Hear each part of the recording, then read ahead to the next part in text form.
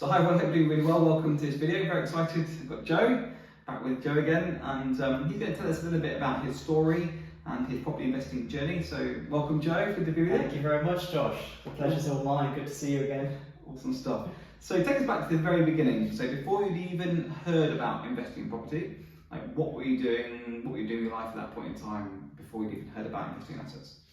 Yep. So I left school. I didn't go to uni, and I didn't know exactly what I wanted to do. So I worked various jobs. I worked as a lifeguard. I worked for Amazon. And although I know that wasn't the dream, I understood that I wanted to be in a position where I was working for myself, so that my hard work directly impacted myself instead of my employer.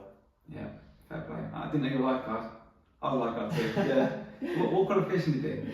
There's a question. MPLQ. Yeah, that's the one. That's the one. So okay, so you're a lifeguard. Not too sure. Did A level. Didn't go to university.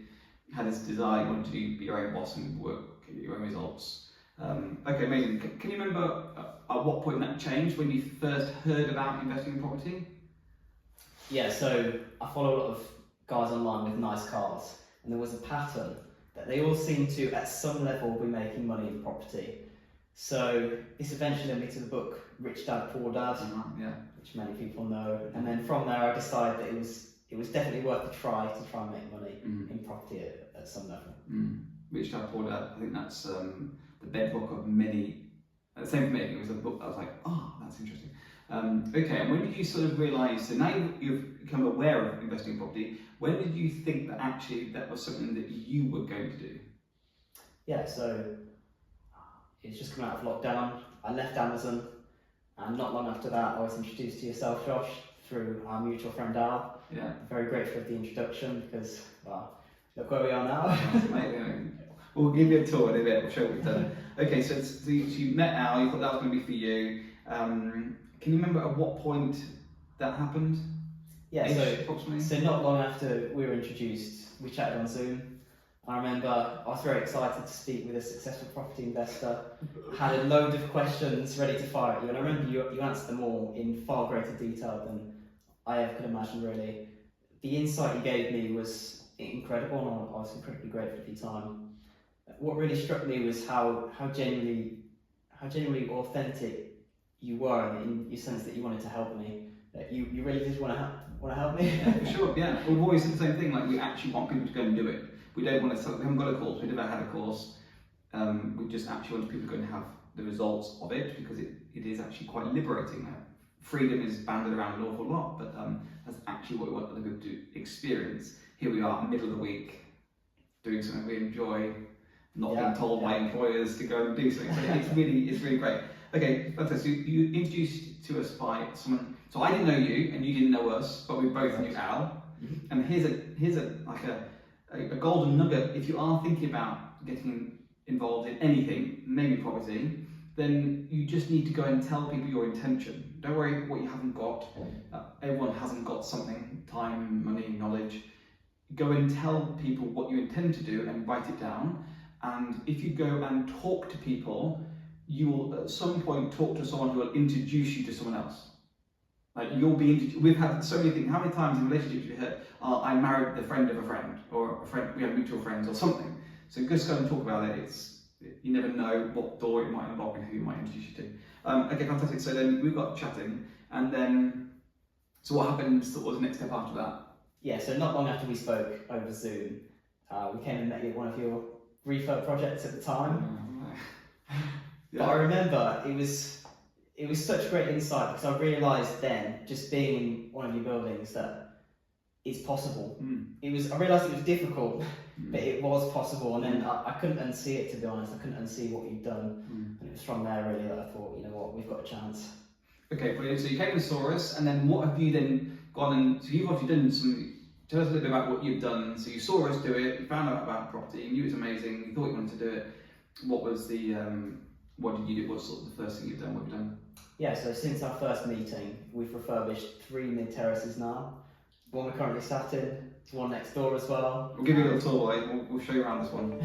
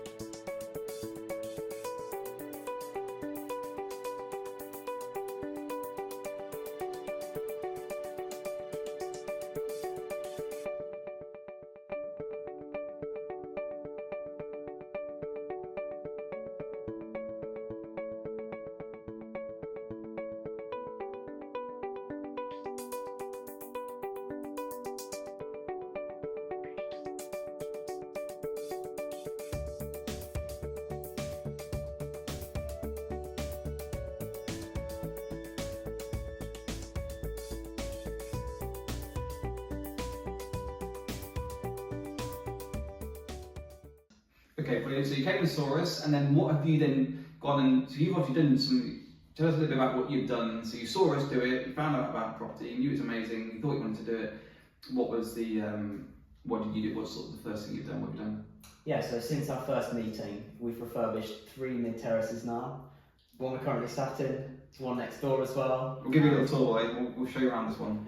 Yeah. And another one previously before this.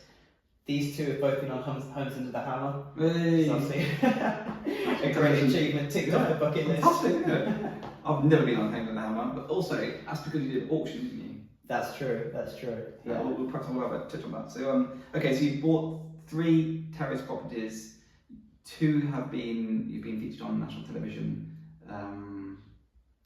How many tenants did you? 2 are tenanted. Yes, so the one next door is tenanted. And in this the one first is- project. Okay, maybe. And can you tell us sort of some idea where you're based, where you're investing? I mean, I don't mean streets and postcodes, obviously, but sort of generally speaking, macro, where are you based? What are you doing? Yeah, so we live in Wolverhampton in the West Midlands. These 2 are in Penkridge. We've only invested locally so far. I think the main reason for that is because we understand the area at some level, as opposed to going 3 hours up north and really not understanding specific postcodes and areas. That is absolutely brilliant. This is true. It doesn't work so well down south because the capital values, you need so much money to get in that the returns, the yields are not very good. But you are an expert in your area. Someone can understand the principles of property, but you are your expert here. And you come to where we invest and you just don't know the area like we do, and that's not arrogance, that's just fact. You've been in the area. So I would always encourage people to consider investing where they're based. If they're really like London, maybe not, but try to stay where you are. Okay, so tell me about where we're sat in here, what did it look like, what have you done with it, tell us a bit about this deal. Well, this property was virtually derelict, to be honest with you. It was completely uninhabitable. It was actually joined to the property next door by a shared conservatory. However, they were for sale with different auction houses in different days, which was an awkward one. I think that probably put a lot of people off going in for a bid. So we actually bought the one next door first at auction. Found both on Rightmove, by the way. Okay. And we made sure this one, which is due to go into auction a week later, we bought it pre-auction, just to lose the risk of someone else buying this property, and then who knows what they want to do with the way it's connected and joined up. So, yeah. Okay, that's fascinating. All right, so you found them both on Rightmove, connected together. How did you know that you're getting a good deal on this one, buying it pre-auction? Why was it the same landlord? That's a great question. It was the same seller. It was the same seller. Yeah. I think probably they thought they were going to make more profit of selling them both individually at different times. We didn't know that we were going to get a good deal on this property. We took the risk of buying the one next door, and then thought, you know what? The thing is, as soon as this one would have gone to auction, a lot less people would have been interested because they hadn't bought the first one, so potentially would have ended up paying less for it. However, yeah, for sure. Worth the risk. No, and also you never beat yourself up. But you take a path, and you can't look back and go, well, that would have been better possibly. There's no way a human can do 2 parallel journeys. You can't ever do that. It's like saying, which university should I go to? This one or this one? And if you have a bad experience at one, you can't then say, oh, I wish I'd gone to the other one. It might have been even worse. So true. You just make a plan, stick with it, and go through it, and then take things you learned from doing it, and employ those learnings into your next one. Get better next one. Okay, fantastic. So you found an auction, and so you've got 2. So next door is rented. So you rented that one out. Yep, that's correct. So this one. Exactly. Yeah. And when does it sell? Today. Hey. Do you want to talk a little bit about numbers? Yeah, of course. Yeah. So, Jim, what do you bought it for? Sort of how much you're in for it? Do you know how much sort of? You might want to show it on camera, but so what sort of profit you're expecting to get? I mean, gross profit, not taxes and stuff, and a couple of games tax. Yeah. So I mean, it's on TV, so it's out there. So I'm happy to share. I'm happy to share full numbers. transparency. I like it. For this one. But essentially, all in purchase price, legal, stamp duty, refurbishment cost, auction fees. We spent 190,000 on this property. It sold for 245, as you say, Josh. The new buyer's moving in today, hopefully. And then similarly with the property next door, we also spent 190. That's got a tenant. We've decided to keep hold of that. The bank valued it at 250. Oh wow! which meant that we left in less than £3,000 in next door, which is just, I mean, we're very pleased. That's amazing. Thank you. Could have done it without you. I actually hadn't heard those numbers. I didn't know those were your numbers. Yeah, that's That's amazing. So we're very pleased. you'll be infinite return on investment within a year. Exactly. Yeah. I actually know that. That's absolutely brilliant. I'm so excited. Okay. All right. So you've done 3 projects. What is the highlight of your looking back at the last few years? What's the highlight? Today, payday. In a few hours it'll be today. Yeah. Seeing it, money back pepper. Yeah. Okay. People often see a success story and they think you've probably had it easy. You probably had a load of money. You had a trust fund. Was that the case for you? What would you say to that? It wasn't the case. We definitely didn't have the money. We borrowed money from various different sources, family and friends. And of course, we've encountered many problems along the way. I think many people have a lot of different reasons for not getting started or involved. But as you learn, there are people out there with the answers that are willing to help you. For example, yourself, Josh. If money's your problem, speak to a mortgage broker. Whatever your problem is, your reason for not getting involved, there is a solution out there that could work for you. And as we know, that started from speaking to you, and now we're this far along. I often say that for every how, there's a who. I did borrow that from, I think, Kevin from Wealth Builders. But it's very, very true. There's always someone who has an answer. You just don't know. If you don't know, you haven't found the person who knows. And that's why keep growing your network. Okay, anyone thinking, can they do these deals? Can they get started in property? What would you say? You definitely can.